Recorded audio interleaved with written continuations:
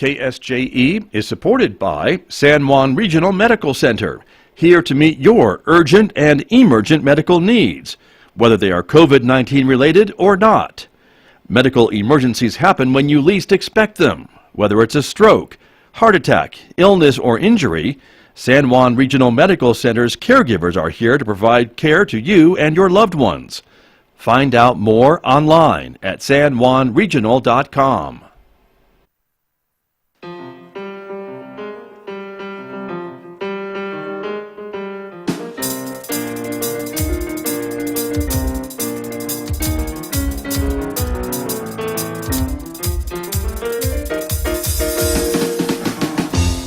"11 minutes past 8 o'clock. It is Wednesday morning, July 21st, 2021. Good morning, everybody. I'm Scott Michlin, and thank you for tuning in to KSJE today, 90.9 FM, of course, over the air here in San Juan County, New Mexico, 103.3 FM over the air in Durango, Colorado, and streaming everywhere on the planet, including your smart speaker from KSJE.com. Welcome also to our viewers. This is a visual radio program. We welcome our viewers who are watching live this morning on the KSJE Facebook page, our YouTube channel, and our Twitter account. We're glad that you are with us as well, everybody, because coming up in the next few moments, a very important conversation about climate change, energy production, and methane. That is coming up in the next few moments with my guest from CAVU here on KSJE. So we hope you will join us for that conversation in the next few moments right here after a recent roundtable discussion, and they have more planned, and we'll learn more about that this morning together. Later on this hour, of course, we will be joined by Dr. Mike Hadabaugh from the Encouragement Lab. Always some good words of advice. That's on the radio this morning at 8:50 a.m. right here on KSJE. And the next hour, it is Roving with the Arts, our weekday classical music program hosted by Mick Hess. This morning, Mick is featuring music from the great Shostakovich. You'll hear more of that coming up next hour after the news at 9 a.m. on KSJE. That'll take us to 10:30, right on Four Corners, our local and regional author program hosted by Tracy Hales-Vass.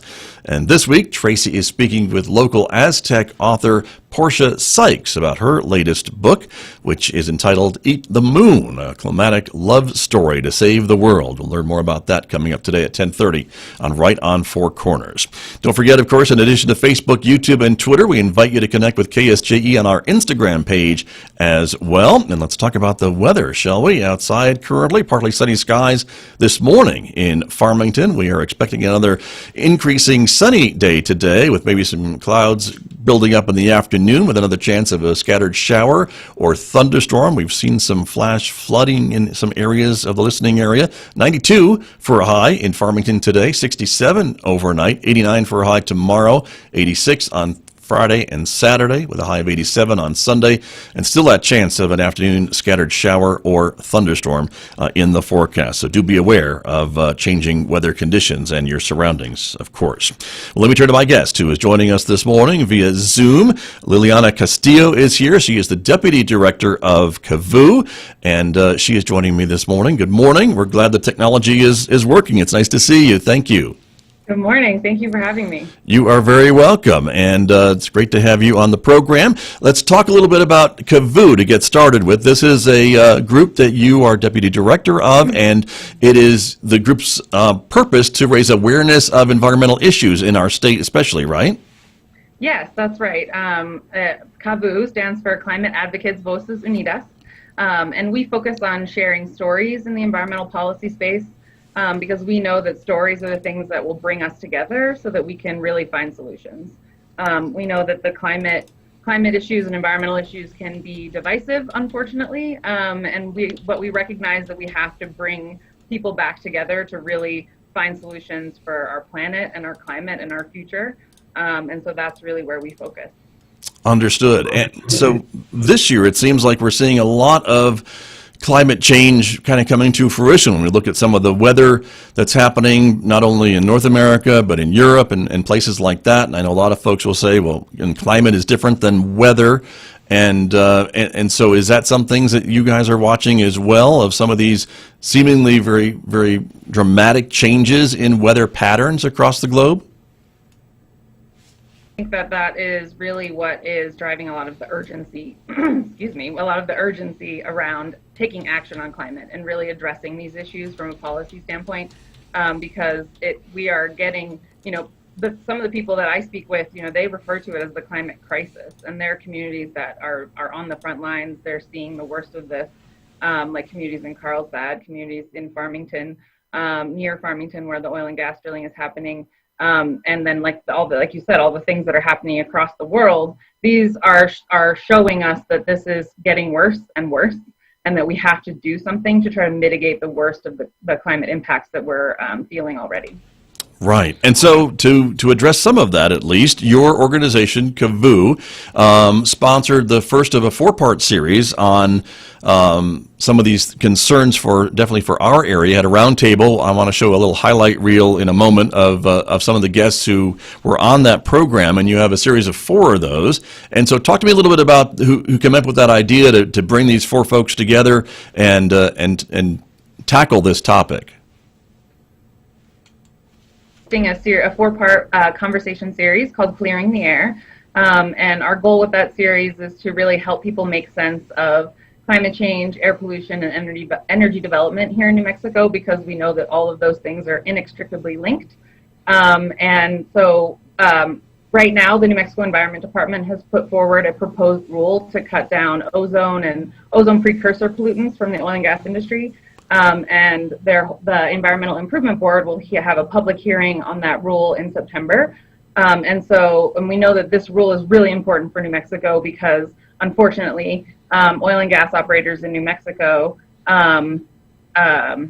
release 1.1 million metric tons of methane through venting, flaring, and leaks just here in New Mexico. And methane is 84 times more potent than carbon dioxide as far as a greenhouse gas. So we know that this is one way that we can make a significant impact on our mitigation efforts towards climate change. And so the conversation series, Clearing the Air, is really trying to bring that issue to the fore and address, again, the bigger climate impacts that people in our state are feeling and living with, and trying to have conversations around those impacts and bring that into that conversation and get people involved so that they'll speak up and say, that they support the strong rules. Here are ways to strengthen them, because that's the most important thing, that we're really getting people involved in the process to speak up and have their voices heard, and have that be part of how we make policy in New Mexico. Right. And of course, we know that this area is has been a big energy producer. And so I imagine that you're hearing a lot, maybe from some of the proponents of the energy industry, about some of these potential rule changes, and I would assume, playing devil's advocate, that the energy industry would say, we can't afford any more regulations on our business. We can't do more controls on our emissions and things like that. It'll drive the cost up to produce oil and gas in New Mexico, and we're creating jobs. We're adding to the state revenue. The state's very dependent on our industry. I'm sure you've heard of all those arguments, correct? Of course, yes. And, we're certainly not operating in a vacuum. We recognize, that the oil and gas industry is a large and significant economic driver in the state. But we also have to recognize that it is also a large and significant driver of climate change due to pollution and waste of methane and other pollutants that are emitted into the air when oil and gas is produced, particularly through fracking. So that is just what we recognize as part of that conversation. We're not trying to ignore the economic contribution part, because we know we really can't do that here in New Mexico or in many states across the West. But we just know that also the impact part needs to be part of the conversation, because again, we are seeing more and more and significant impacts from climate change, and we have to address that as well. And the other thing I will say is that the way that I think I would say it easiest is that we can't afford not to. And that's really where we're getting to, is that our crisis, our planet, our climate is in crisis, and we have to address those impacts. That just has to be part of the equation. Right, an important conversation to have. I completely understand what you're saying. So talk to me a bit about this first episode that aired just a couple of weeks ago, and your guests. If you could give a little bit of background about the folks who we're going to hear from in just a moment, and why you brought them all together in this first episode of Clearing the Air. Absolutely. Our first episode aired on June, the last Wednesday of June. I'm not going to remember the date now. Our host is rancher and cleaner advocate Don Schreiber, who lives in Rio Arriba County, and he has been a vocal proponent for additional regulation and safeguards around the oil and gas industry. He has oil and gas production on his own property, and he sees firsthand the impacts that this process has on his land and his community and the state as a whole. And so that's one of the reasons why it was so important for us to have Don as our host. And then in this particular episode, we also brought together Chili Yazi, who's a member of the DNN and a longtime resident of Shiprock. Also important, for Navajo communities are disproportionately impacted by oil and gas pollution for a variety of reasons, mainly being that they live the closest to oil and gas production. And so having that perspective to really share those stories and share their experience of what they live with is really important to this conversation. And then we also had Dr. David Dubois, who's our New Mexico State climatologist, to kind of give us an overview of what is climate change and how is it impacting New Mexico. Because we as advocates, we know we get into the details all day long, every day, but the general public doesn't really, get into it to the depth that we do. So we wanted to make sure we're, taking a step back and really looking at the big picture. And then we also had Natalie Eddy, who was the New Mexico field advocate for the nonprofit organization Earthworks. And what she does is she actually goes around and uses what is called I'm going to forget what it's called. It's not FLIR because that's a brand, but there is a specific kind of camera that uses an infrared lens to make invisible methane emissions visible. And so, you can be passing by an oil and gas production field and smell, the smell of emissions, but you might not see anything. And so Natalie's cameras really make those emissions visible. And so that Earthworks does a really great job of documenting the emissions that they find in the oil field, which is an important part of regulating and safeguarding communities against those emissions and pollution. Gotcha. Well, let's take a quick look at some of the highlights from episode 1 that you've shared with me, and I appreciate that. And some of the guests, again, as you just mentioned, appearing on episode 1 of Clearing the Air.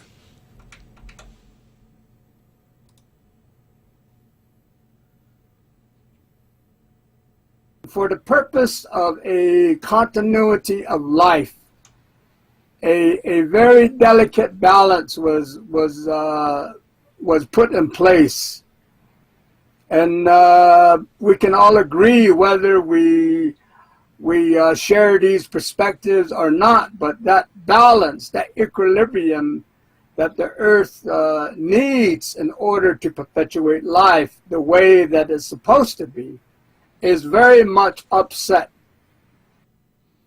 When I'm out in the field with these optical gas imaging cameras, and we're seeing emissions from oil and gas, methane and volatile organic compounds everywhere we go, every day, all the time. Different types of sites, big and small, new and old, big operators, small operators, you name it, and I'll share some of those examples later. Those toxic chemicals, that what the oil and gas companies will call waste, that they don't care about it. It's their trash, and they throw it out on the doorstep of the Dene. They throw it out on the doorstep of rural Americans throughout the West, and particularly here in the San Juan Basin.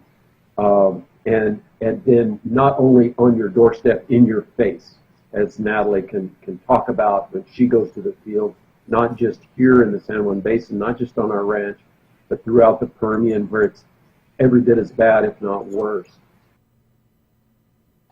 I'm struck by the disconnect between what I see and what I smell and what I hear about from frontline community members, and this, I think, false narrative of this controlled, clean industry that we hear from the industry and from those who support it.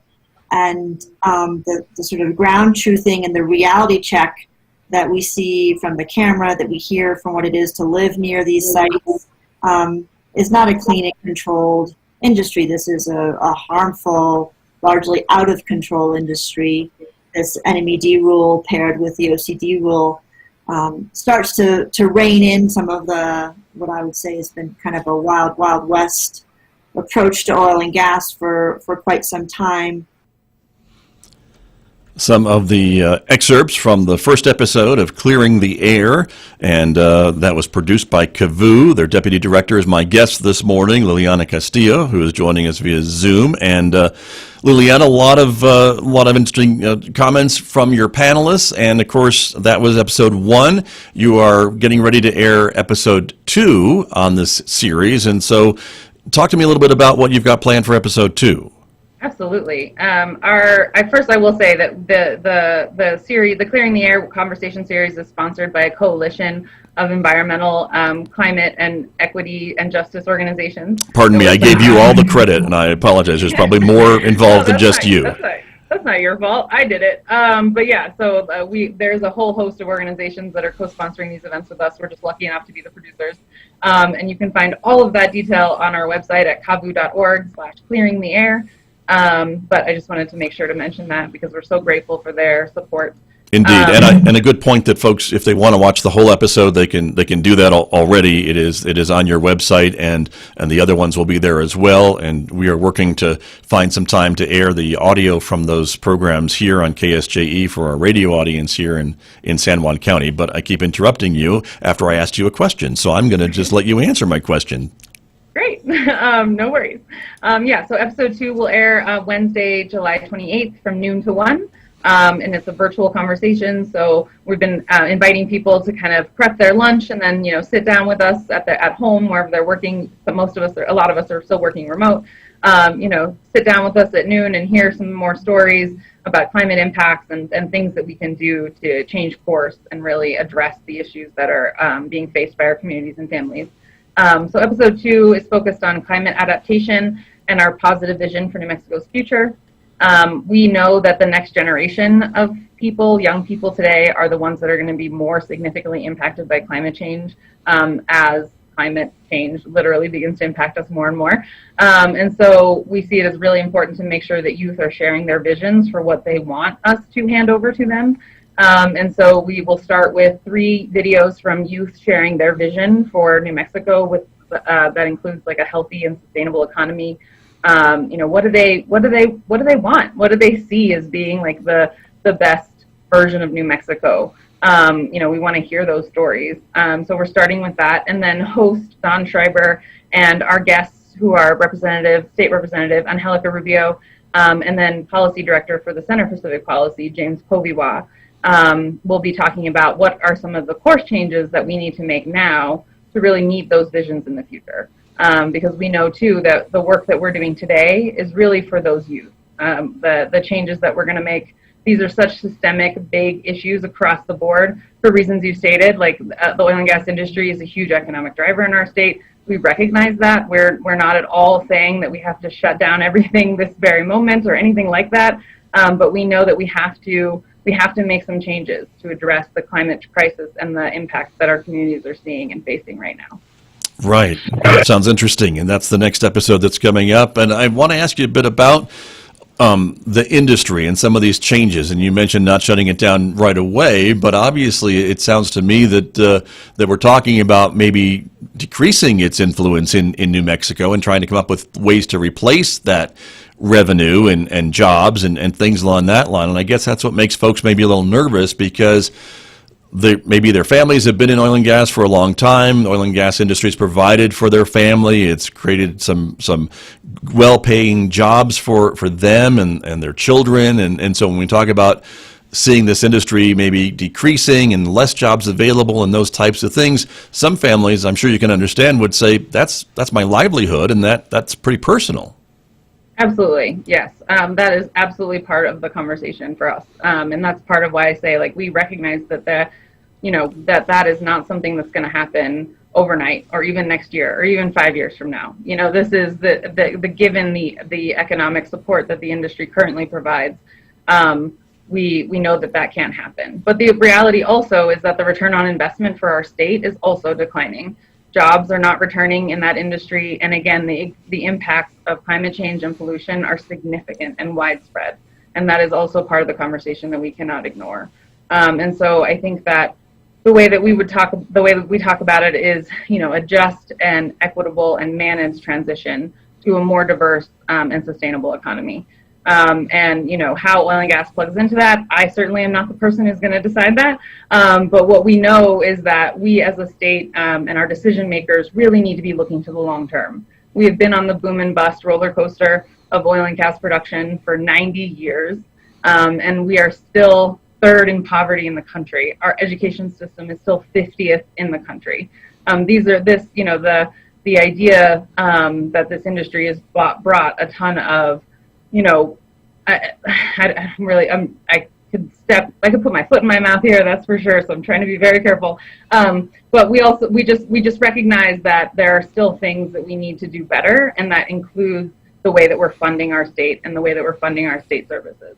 And the boom and bust is really difficult. Anyone will tell you that. Even folks in the oil and gas industry will tell you that. And we want to make sure that our state is on a more resilient and sustainable path, so that we can plan better, so that we can improve outcomes for our children, so we can grow jobs here in the state and people will stay here. We want those things to happen. And what we know is that what we've done so far has not gotten us there. And so we need to learn how to open new doors. Old ways don't open new doors. And so we have to find new ways and new doors. Understood. And I think what I hear you saying is that perhaps the benefits from that industry, while they have benefited a large number of New Mexicans, maybe have not benefited as many New Mexicans as you would like to see. Is that a fair representation of your comment? Possibly. Pretty simply. Again, I think that there's just more to any conversation about oil and gas on the economic side, right? Like, we can look at that in a silo if we want to, but that is not going to get us to a healthier, more sustainable place as a state. I hear what you're saying, and I know, and you're right. We have to have a conversation about environmental impacts as well as jobs and revenue and some of the other things that we're talking about. And so going back to the main reason for this series is these potential changes to rules in New Mexico, right? And so you mentioned that the state is having some public comment opportunities later on this fall in September. And so this is kind of the idea to get some of this other point of view out there to residents to understand maybe another point of view with oil and gas and regulation and environmental responsibility before the state asks for some of this public comment. Is that kind of the idea with the timing? Yes, absolutely. Like I mentioned, the New Mexico Environment Department has put forward a strong proposal to cut ozone-forming volatile organic compounds, known as VOCs, and methane released by the industry. And so that rule is a really important rule, both to address pollution from a health perspective, but then also to address climate pollution from a climate change perspective. And so we need to make sure that we're protecting our air and climate and our health, the health of our families here in New Mexico.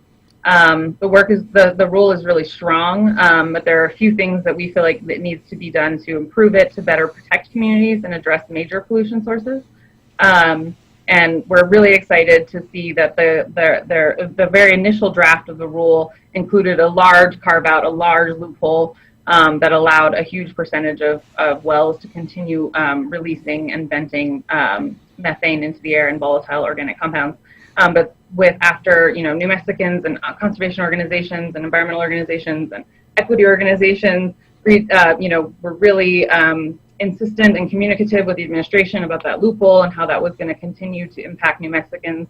That loophole was closed. So in the new draft rule, it is significantly stronger. We're very grateful to the governor and Secretary Jim Kenney, the Secretary of the Environment Department, for making those improvements and really prioritizing the health of our New Mexico families and closing that loophole. And there's just a few other small things that we think the new draft can do to strengthen those protections for communities, including increasing the number of times that we're inspecting wells and systems for leaks. There's also some issues around ensuring strong requirements for operators to control pollution during the completion of an oil or gas well. And so it's called green completions.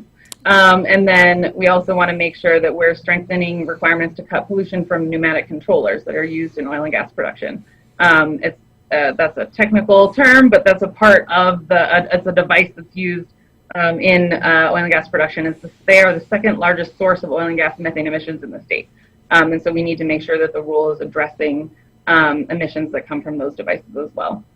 Understood. And I want to ask a little bit, too, about some folks who are maybe watching us this morning or listening to us this morning, and maybe they live in a fairly urban area in the cities, and maybe don't realize that maybe there are some problems with some of these more rural areas of our state where there is oil and gas activity. I think Don Schreiber mentioned it a little bit in the piece that we heard earlier. But a lot of folks who maybe drive by a well site inside the city limits and it's well taken care of and it looks like it's well maintained. There's landscaping and fencing. It looks just fine. But I imagine there's a whole other world in some of the rural parts of our state where maybe this equipment is not as well maintained as many would like, or maybe it's old and not even operational anymore. It's been abandoned, or what have you. Are these some of the other things that we're talking about too, is to try to crack down on some of these different sites that maybe are out of the public eye in many cases? Yeah, absolutely. The reality is that I think there are 55,000 oil and gas wells in our state, and there are 12 inspectors for the Oil Conservation Division, and then there are 7 more in the Environment Department. And so there is literally no way that they will be able to go and look and see and smell every single well, every single, pneumatic device. I mean, it's not possible. And so the importance is both of making sure that the rules on the books are strong, but then also making sure that our state agencies are properly funded to really hold these industries accountable and make sure that we are not flouting those rules just by a lack of, oversight.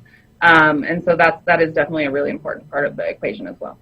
And I guess the other thing I wanted to ask you about, too, is the age of some of these oil and gas fields. We know, you mentioned that our state has been, working with the energy industry for 90 years. I think in San Juan Basin, we recently had the 100th anniversary, I believe, of the industry, or at least the first well, perhaps. And so it's been around for a long time, is my point. And as these equipment ages, I imagine there's more opportunities for leaks to develop and other problems as well. And I guess it goes back to that inspection and enforcement part that you just talked about.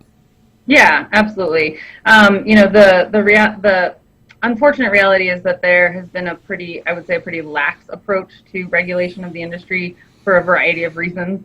And so I think what we're seeing now is a little bit of that catching up to us, because you're right, a lot of the infrastructure is old. And if it had been better maintained along the way, it might not be as significant as it is now. But that has not been the case. And so that's part of the issue. And you also mentioned abandoned wells. I mean, wells get, the operator no longer operates them. There's very little regulation around closing those wells, and then they might be sitting there leaking for years and years before anyone notices, because the operator is no longer even visiting the site or operating the site. So these are also issues that are affecting communities and the climate as well. Right, and I know there's some ongoing conversations at the federal level about trying to deal with maybe orphaned wells, where maybe even the operator is no longer in business, and yet these wells are still out and about, not just in New Mexico, but throughout the country, and trying to deal with those. And I guess in our final moments that we have together, Liliana Castillo, let's talk a little bit about methane. It's one of these gases that you mentioned are problematic to the environment for sure. I'm sitting underneath what is probably the largest methane cloud in the world, right over the Four Corners region. It's gotten a lot of notoriety, and I know some of it may be naturally occurring. A lot of folks would say that, but there's got to be some impact from the industry as well, right? It can't all be coming from nature, can it? No, absolutely not. There has actually been numerous studies showing that oil and gas is the main contributor to the Four Corners oil and gas methane cloud. That is literally so big you can see it from space. Like when NASA first discovered the methane cloud over the Four Corners, they thought their equipment was malfunctioning. That's how big it is. It couldn't possibly be that big naturally, they thought, right? Yeah, that's not something that is going to be naturally occurring. And we also know that New Mexico is actually, the New Mexico oil and gas industry, unfortunately, is also the largest methane polluters in the country. We have the highest rate of methane pollution in the country here in New Mexico. And so in our minds, there's very little way to argue against that. I mean, that is that, there's data out there to support that. That is a reality, and it's one that we need to face and address as a state. Very good. Well, Liliana Castillo, I really appreciate your time this morning and speaking with me. Once again, if folks would like more information or want to watch the full hour of Clearing the Air, at least episode 1 and the other 3 that you have planned, they can do that from your website right now? Yes, that's right. You can visit CAVU.org, which is CAVU.org. And there's a banner right there on the homepage that it's bright orange. You'll find it says Clearing the Air.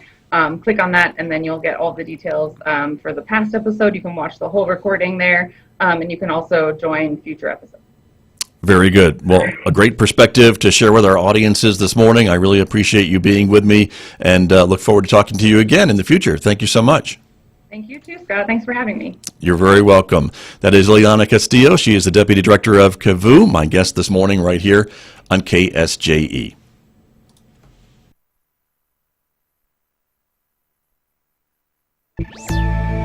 The billionaires may be